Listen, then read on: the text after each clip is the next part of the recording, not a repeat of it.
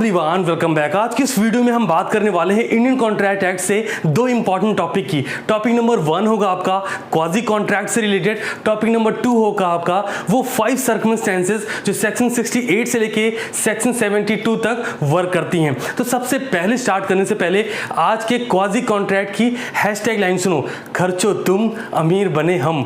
Note कर लेना कहीं पे, खर्चो तुम अमीर बने हम। अब स्टार्ट करते हैं क्वाजी कॉन्ट्रैक्ट बेसिकली होता क्या है, कौन सा प्रिंसिपल वर्क करता है और उसके एसेंशियल फीचर्स क्या हैं। तो देखो, ये सब बताने से पहले कुछ बेसिक पॉइंट डिटेल कर देता हूं। कॉपी पेन उठाओ और नोट करना स्टार्ट करो। सबसे पहली बात होगी, क्वाजी कॉन्ट्रैक्ट को हम जो सबसे पहले वर्ड यूज करते हैं वो बोलते हैं कंस्ट्रक्टिव कॉन्ट्रैक्ट। नोट कर लीजिएगा, quasi contract is also known as constructive contract. ठीक बात है। इसके अलावा सर कुछ और नाम भी है क्या? बिल्कुल है जी, रीअसेंबलिंग कॉन्ट्रैक्ट भी कहा जा सकता है। दैट मींस अगर आपके एग्जामिनेशन में आपके पेपर में क्वेश्चन मिला रिलेटेड विद रीअसेंबलिंग कॉन्ट्रैक्ट, समझ जाना ये क्वाजी कॉन्ट्रैक्ट है। अब क्वाजी और कॉन्ट्रैक्ट ये दो अलग वर्ड हैं जिनसे मिला के पूरा टॉपिक बनाया गया है। सर क्वाजी का मतलब होता है almost but not along with completely. Quasi का मतलब क्या है? लगभग, पूरा का पूरा नहीं। और सर कॉन्ट्रैक्ट का मतलब क्या है? An agreement enforceable by law. आप सबको पता है एक कॉन्ट्रैक्ट को फुल फ्लेज्ड वर्कआउट करने के लिए कौन कौन से एसेंशियल एलिमेंट होने चाहिए किसी भी कॉन्ट्रैक्ट में। लाइक वो फ्री कंसेंट होना चाहिए, कंसिडरेशन होना चाहिए, कॉमर्शियल नेचर का एग्रीमेंट होना चाहिए, कैपेसिटी टू पार्टी होनी चाहिए, ऑफर प्लस एक्सेप्टेंस। बहुत सारे एसेंशियल एलिमेंट सारे इनबिल्ट होते हैं, तब हम जाके बोलते हैं कि एक ऐसा एग्रीमेंट बना है जो लॉ से इन्फोर्स हो सकता है, तो वो जाके कॉन्ट्रैक्ट बनेगा। बट एक क्वाजी कॉन्ट्रैक्ट ऐसा कॉन्ट्रैक्ट है जो कि इंप्लीमेंट करता है मोहरी बीवी वर्सेस धर्मोदास घोष के अगेंस्ट में। अब आप बोलोगे सर ये कौन सी चीज है? देखो, जब भी माइनर की बात आती है तो केस लॉ दिमाग में आता है, मोहरी बीवी वर्सेस धर्मोदास घोष। अब दिमाग में एक चीजें और भी आती हैं और वो ये कि आखिर माइनर के केस में उनको इंप्लीकेशंस ना हो कि उनको छूट क्यों मिलती थी। तो अगर आप किसी माइनर को कुछ नेसेसिटीज प्रोवाइड करते हो तो क्या वो माइनर उस नेसेसिटी के मजे ले सकता है? तो आंसर है नहीं। सर क्यों ऐसा है? बिकॉज सिंपल सी बात है, ये वही लाइन है, खर्चो तुम अमीर बने हम। प्रिंसिपल ऑफ अनजस्ट इनरिचमेंट या यूं कहें प्रिंसिपल ऑफ इक्विटी और जस्टिस, इसी के बेस पे बनाया गया है क्वाजी कॉन्ट्रैक्ट। तो सर सिंपलीफाई करते हैं, क्वाजी मतलब क्या है? मतलब ऑलमोस्ट। और कॉन्ट्रैक्ट मतलब क्या है? जहां पर सारे एसेंशियल एलिमेंट जो कॉन्ट्रैक्ट होने के लिए होने चाहिए वो सारे इनबिल्ट हैं। But quasi contract is not a real contract. Quasi contract कोई भी रियल कॉन्ट्रैक्ट नहीं होता। तो सर होता क्या है? It's a contract which is imposed by law. एक ऐसा कॉन्ट्रैक्ट जिसको कानून ठोक के बजा के देता है कि भाई तुझे करना पड़ेगा। आसान शब्दों में, अगर मेरी कार की आपके पास छूट गई है तो सर ऑप्शन क्या है? आप मुझे लौटा दें। सिंपल है ना? क्यों? अच्छा, हमारे आपके बीच कोई कॉन्ट्रैक्ट हुआ? आंसर है नहीं। आप किसी शॉप पे जाते हो, आपका सेलफोन उस शॉप पे छूट जाता है, तो शॉप वाले की रिस्पॉन्सिबिलिटी क्या है कि वो आपको रिटर्न कर दे। आपके घर पे पिज्ज़ा आना चाहिए था, वो पिज्ज़ा आपके पड़ोसी के यहाँ पहुँच गया बिकॉज नेम सेम था। इस सिनेरियो, हालांकि लॉकडाउन में तो नहीं हो सकता ऐसा, इस सिनेरियो में वो पिज्ज़ा निपटा गया आपका, तो क्या होगा? अब वो आपको क्लेम देगा उतने पैसे का या मनी वर्थ। लाइन क्लियर से हैं? जो स्टार्ट करते हैं, सबसे पहले क्वाजी कॉन्ट्रैक्ट मैंने 3 पॉइंट नोट करे हैं। देखो, आपकी बुक में ऐसे नहीं दिया गया और यही मेरी कोशिश है कि मैंने आपको जो समझाया है उसके साथ साथ, आप हमेशा कहते हो सर लिखने में प्रॉब्लम है, लिख के इसीलिए बता रहा हूँ, बट साथ में लिखना। सबसे पहला पॉइंट आता है, a quasi contract is a contract that exist by order of court not by agreement of the parties. Normal contract क्या होता है सर? जहां पर कोर्ट का ऑर्डर नहीं होता है, पार्टीज एग्रीमेंट करके उस कॉन्ट्रैक्ट में इन्वॉल्व होती हैं। अच्छा, एग्रीमेंट कौन से नेचर का होना चाहिए कॉन्ट्रैक्ट के लिए? कॉमर्शियल नेचर होना चाहिए। बट यहां पे क्या है? Order by court. Second, court create quasi contract to avoid the unjust enrichment. क्या है सर ये unjust enrichment? No one can be rich on the expense of other. मतलब आसान शब्दों में, खर्चो तुम अमीर बने हम। Of a party in a dispute over payment of a good और सर्विसेज। ये जो लाइन लिखी है सर शायद आपकी बुक में मॉड्यूल में अवेलेबल नहीं है, बट बहुत कमाल की लाइन है और शायद किसी ने पढ़ाई भी नहीं, मुझे नहीं पता, बट ये लाइन बहुत इंपॉर्टेंट है। लिखा क्या? दोबारा रिपीट करता हूँ, कोर्ट क्रिएट क्वाजी कॉन्ट्रैक्ट। साफ शब्दों में लिखा है, कोर्ट क्रिएट करता है क्वाजी कॉन्ट्रैक्ट को, किस लिए? To avoid the unjust enrichment of a party in a dispute. अभी कैसा होगा, नॉर्मल सिनेरियो में जब डिस्प्यूट्स होते हैं, विवाद होते हैं, तो जिन पार्टी के बीच एग्रीमेंट, मान लो वॉइडेबल कॉन्ट्रैक्ट हुआ, वॉइडेबल एग्रीमेंट हुआ, जिन पार्टी के बीच मिस्टर एक्स मिस्टर वाई के बीच अगर कॉन्ट्रैक्ट था, तो अगर एक्स वहां पे विक्टिम पार्टी बनती है तो एक्स वाई के अगेंस्ट केस फाइल कर सकते हैं। But in that case like quasi contract की बात करें तो यहाँ क्योंकि कोई एग्रीमेंट ही नहीं है, कोई पार्टी ने जानबूझ के तो एग्रीमेंट कर ही नहीं रखा। पहली चीज, अगर एग्रीमेंट नहीं है फिर भी डिस्प्यूट्स हो सकते हैं। क्यों? हमारा सामान आपके पास छूट गया, हम मटेरियल कहीं और शिफ्ट कर रहे थे, आपके पास पहुंच गया, आपने किसी माइनर की नेसेसिटीज प्रोवाइड करी थी उसको, या फिर किसी अनसाउंड माइंड पर्सन को उसकी नेसेसिटीज प्रोवाइड की थी, तो आप उसके स्टेट से वो क्लेम कर सकते हो।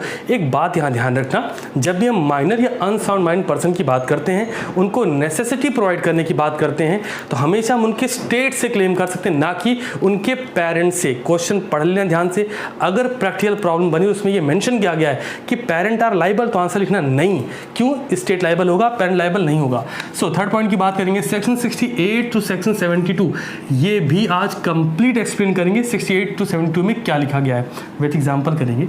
Deals with certain relation resembling, resembling की बात हो रही, those created by contract under Indian contract act 1872। तो सेक्शन 68 से लेके सेक्शन 72 तक मतलब टोटल 5 सर्कमस्टेंसेस बताई गई हैं जो क्वाजी कॉन्ट्रैक्ट को इंप्लीमेंट कराती हैं। तो ये तो बात होगी सर क्वाजी कॉन्ट्रैक्ट होता क्या है। मैंने एक नाम यहाँ पे कंस्ट्रक्टिव कॉन्ट्रैक्ट लिख रखा है, दूसरा रिसेंबलिंग कॉन्ट्रैक्ट बता रखा है।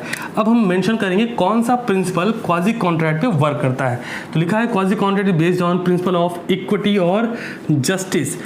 अब आता है sir features of quasi contract. कौन से ऐसे फीचर्स हैं, मॉड्यूल में थोड़ा सा इन डेप्थ गए हैं, हम बहुत शॉर्ट में आपको समझाने वाले हैं। देखो यार जो चीज़ें बताई हैं, देखो किसी की भी डेफिनेशन अगर पता है, अगर आपको मेरे बारे में पता है तो आप मेरे फीचर्स बता सकते हो, है कि नहीं। मुझे आपके बारे में पता है तो मैं आपके फीचर्स बता सकता हूँ। क्वाजी कॉन्ट्रैक्ट की डेफिनेशन समझ ली, फीचर्स उसी से रिलेटेड तो होंगे। तो पहला पॉइंट क्या है, a quasi contract is not a real contract. Second, it is not based upon the offer and acceptance rule.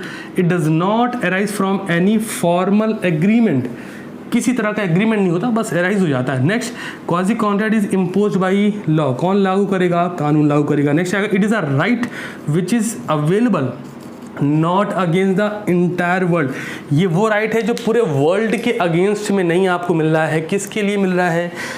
Against particular person only, किसी एक व्यक्ति के अगेंस्ट में। आसान शब्दों में, अगर मेरी रिस्टवॉच आपके यहाँ छूटती है तो आपकी जो रिस्पॉन्सिबिलिटी सिर्फ मेरे लिए, ना कि पूरे भारत के लिए नहीं भाई, किसी को भी लौटा देंगे, ऐसा कोई सिनेरियो नहीं है। तो अभी तक जो हमने बताया क्वाजी कॉन्ट्रैक्ट, उसके प्रिंसिपल, उसके फीचर्स। अब जरा बात करते हैं सेक्शन 68 से लेके सेक्शन 72 तक क्या क्या सर्कमस्टेंसेज हैं। और ध्यान रखना जो भी सर्कमस्टेंसेज होंगे उन सब पर रिलेटेड एग्जाम्पल भी होगा। जो एग्जाम्पल आपको समझ आ गया तो क्वाजी कॉन्ट्रैक्ट आराम से हो जाएगा। चलिए अब बात कर लेते हैं उन 5 सर्कमस्टेंसेज की जो क्वाजी कॉन्ट्रैक्ट में इंप्लीमेंट होती हैं। वो सेक्शन 68 से लेके सेक्शन 72 तक जाएंगी। बट बिफोर स्टार्टिंग आप जब अपना मॉडल पिक करिए, मैं आपको दिखाता हूँ कि आपके मॉडल में कितना इन डेप्थ ड्राइव किया गया है। और इसको समझने के लिए इतना डेप्थ ड्राइव करना जरूरी बिल्कुल नहीं है। मैं जैसे बताऊंगा as it is note down करना, आज के आज ये टॉपिक आप कवर कर लोगे, ठीक बात है। तो जरा देखो, क्वाजी कॉन्ट्रैक्ट यहां से स्टार्ट हो रहा है, ठीक है, और इसके बाद ये 5 सर्कमस्टेंसेस बताए गए हैं, और ये पेज और साथ के साथ इस पेज तक हम पहुंचे हैं। बट क्या सर इतना डिटेल जाना जरूरी है? अरे बिल्कुल नहीं। कमेंट में और कॉपी में जरा लिख लेना अच्छे से, वो लाइन मैंने क्या बोल रखी है, खर्चो तुम अमीर बने हम। लिख लेना कॉन्ट्रैक्ट के, आप जब भी क्वाजी कॉन्ट्रैक्ट दिमाग में आए तो लाइन याद रखना, खर्चो तुम अमीर बने हम। इन 5 सर्कमस्टेंसेस पे हम उसको अप्लाई करके दिखाते हैं आपको। सबसे पहले देखो यार, आपके लिए लाइन बना इसीलिए रहा हूँ सो दैट आप ना वो याद रखो। सबसे पहले लाइन आती है, claim for necessary supply to a person incapable of contract. Sir incapable कौन होता है? माइनर है या फिर अनसाउंड माइंड पर्सन है। अब अनसाउंड माइंड पर्सन जो है वो लुनैटिक होगा या फिर इडियट होगा, फर्क नहीं पड़ता, बस हमें ये ध्यान रखना है कि वो पर्सन कॉन्ट्रैक्ट के लिए कैपेबल नहीं है। तो अगर इसको कोई भी हमने क्या प्रोवाइड करी है, नेसेसरीज, तो हम किससे लेंगे? इसकी प्रॉपर्टी से। ध्यान रखेंगे, इसके मदर फादर मतलब माता पिता से कोई चक्कर नहीं है, मतलब साफ है, हम इसके स्टेट से ही उस चीज़ को क्लेम कर सकते हैं। क्लियर। सेकेंड पॉइंट की बात करेंगे। अब ये जो है वो क्वाजी कॉन्ट्रैक्ट में आया क्यों, उसका रीज़न जानो।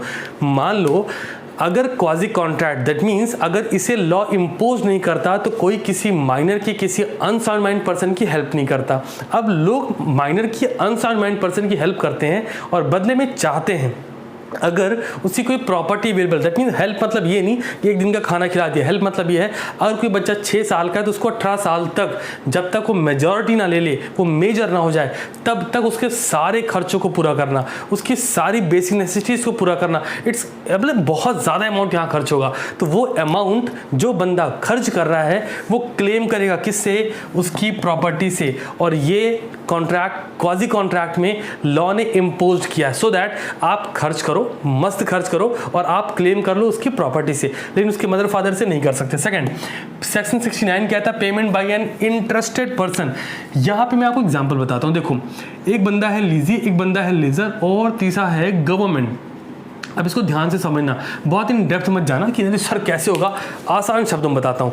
मान लो मैं हूँ, आप हैं और सरकार है, 3 लोग हैं, ठीक है। अब क्या हुआ कि आप उस प्रॉपर्टी के ओनर हो जो प्रॉपर्टी मैंने आपसे रेंट पे या लीज पर ले रखी है। अब क्योंकि उस प्रॉपर्टी पर मैं काम कर रहा हूँ तो बेनिफिट मुझे डायरेक्टली हो रहा है, बट प्रॉपर्टी का ओनर कौन, आप हो। तो गवर्नमेंट टैक्स उस पर लगाएगी, आप पे लगाएगी। गवर्नमेंट ने आप पे रेवेन्यू टैक्स लगाया और आपने कई सालों तक टैक्स नहीं दिया। इस सिनेरियो में गवर्नमेंट ने आपकी प्रॉपर्टी को ऑक्शन में रख दिया कि भाई इसकी प्रॉपर्टी नीलाम करो, इसको बेचो, ठीक है। अब मैं इंटरेस्टेड पर्सन हूं उसमें, क्यों? बिकॉज वहां पे रेवेन्यू मुझे जनरेट हो रहा है, प्रॉफिट मेरा है। तो मैंने क्या किया, मैं गवर्नमेंट के पास गया उस ऑक्शन से पहले और मैंने आपके जितने भी टैक्सेस थे वो सारे टैक्सेस मैंने पे कर दिए। लाइन देखना, payment by an interested person, मैंने सारे टैक्सेस पे किए क्योंकि मैं इंटरेस्टेड पर्सन हूँ। तो लॉ यहाँ पे, अच्छा इसमें जब मैंने टैक्स पे किया तो हमारे और आपके बीच कोई एग्रीमेंट हुआ क्या? आंसर है नहीं। बट फिर भी क्वाजी कॉन्ट्रैक्ट के बोलता है अगर मैंने ऐसा किया है तो आप पर मैं उस अमाउंट के लिए क्लेम कर सकता हूँ, भले हमारे आपके बीच कोई कॉन्ट्रैक्ट नहीं हुआ है। That contract is composed by, imposed by law, obvious सी बात है, बाई कोर्ट। चलो नेक्स्ट पॉइंट की बात करेंगे, obligation of person enjoying benefit of non gratuitous act. समझना, मिस्टर एक्स ने मिस्टर वाई के घर पे कुछ गुड्स बाई मिस्टेक छोड़ दिए, मिस्टर वाई उस गुड्स को निपटा गए, तो सर मिस्टर वाई क्लेम देंगे किसको? मिस्टर एक्स को। मतलब साफ है कि मिस्टर वाई वो सारा अमाउंट, वो सारा खर्चा एक्स को वापस करेंगे। क्यों? Because it's a contract, it's a based on law which is unjust enrichment, is based on principle of equity and justice ना, जहां पर आप किसी का पैसा नहीं मार सकते। चलो अगले पॉइंट की बात करते हैं, responsibility of finder of goods. Sir यहाँ पे क्या रिस्पॉन्सिबिलिटी है? जैसे जो उसका प्योर ओनर था ठीक वैसे ही गुड्स आपको रखना है। अब यहाँ पे 2 सर्कमस्टेंसेस हैं, समझना। मान लो कि आपका कोई ऐसा कीमती प्रोडक्ट है, मान लो एक मैकबुक प्रो लैपटॉप था जो आपका कहीं छूट गया, तो मैं वो पा गया, ठीक है। अब मैंने बहुत ढूंढा कि आप कहाँ हो, मैंने बहुत कोशिश करी, आप नहीं मिले। एट द एंड मैंने वो लैपटॉप सेल आउट कर दिया और उससे मुझे जो पैसे मिले मैंने उससे मस्त सी बाइक परचेज कर ली, ठीक बात है। अब इस सिनेरियो में आप कुछ दिन बाद मुझे मिले और आपको पता लग गया कि मेरे पास वो मैकबुक प्रो था, तो आप मेरे पास आए और आपने बोला कि भाई साहब ऐसा है कि मैकबुक प्रो आपके पास है, अब एक काम करो वो मुझे वापस कर दो। तो मैंने बोला कि सर मेरे पास तो अब नहीं है, तो आप क्या मुझे ऐसे ही जाने दोगे? नहीं। आप बोलो कोई बात नहीं है, आप एक काम करो, आप उसके लिए क्लेम अमाउंट दे दो, जो अमाउंट था इक्विवेलेंट वो पैसा दे दो और मुझे वो पैसे देने पड़ेंगे। इधर हमारे आपके बीच कोई एग्रीमेंट नहीं है, बट फिर से एग्रीमेंट ना होने के बावजूद बीच में कौन आएगा? Quasi contract. और इस क्वाजी कॉन्ट्रैक्ट के थ्रू सेक्शन 71 में बोला गया responsibility of finder of goods को वो पैसे क्या करने पड़ेंगे, या तो वो प्रोडक्ट रिटर्न करो या फिर क्लेम दो, आप बच नहीं सकते। एट द एंड आएंगे सेक्शन 72 पर, जो कि कहता है मनी पेड बाय मिस्टेक और अंडर कोर्सन। यहाँ पे कोर्सन मारने पीटने वाला बिल्कुल नहीं है, ये धमकाने वाला है। तो अगर गलती से आपका पैसा कहीं गया है या किसी ने ज़बरदस्ती आपको पैसा कहीं दे दिया है, तो उस सिनेरियो में वो पैसा मनी वर्थ और मनी वो आपको रिटर्न करना पड़ेगा। अगेन बात वही, इसके लिए आपके उस बंदे के बीच में कोई एग्रीमेंट नहीं होने वाला। तो जो मैंने आपको एसेंशियल फीचर्स बताए क्वाजी कॉन्ट्रैक्ट के, वो दिमाग में रखो। प्रिंसिपल ऑफ इक्विटी और जस्टिस दिमाग में रखो, और सबसे ज़्यादा स्पेशल लाइन जो हैशटैग आपके लिए यूज़ करनी है, खर्चो तुम अमीर बने हम। आई होप आपको चीज़ समझ आई होंगी। That's all from my side. और ये क्वाजी कॉन्ट्रैक्ट में इससे ज़्यादा कुछ भी नहीं है। अब आपको क्या करना है, ऐसे यही कवर नहीं करना, ये सारा आपने नोट किया होगा आई बिलीव। अब इसको कंप्लीट करने के बाद वीडियो अपना मॉड्यूल उठाइएगा, मॉड्यूल उठाने के बाद एक एक वर्ड बहुत अच्छे से पढ़िएगा। अगला आधे से 1 घंटा सिर्फ इस टॉपिक को दो, बिकॉज टॉपिक बेहद इंपॉर्टेंट है और आई बिलीव आप ऐसा ज़रूर करोगे। और इतना कवर करने के बाद मुझे वापस इस वीडियो में आके कमेंट करके ज़रूर बता देना सर मॉड्यूल का काम कंप्लीट कर लिया है। Hope for the best. मिलता हूँ बहुत ही जल्द नेक्स्ट क्लास में, और तब तक के लिए शानदार रहिए और पढ़ते रहिए।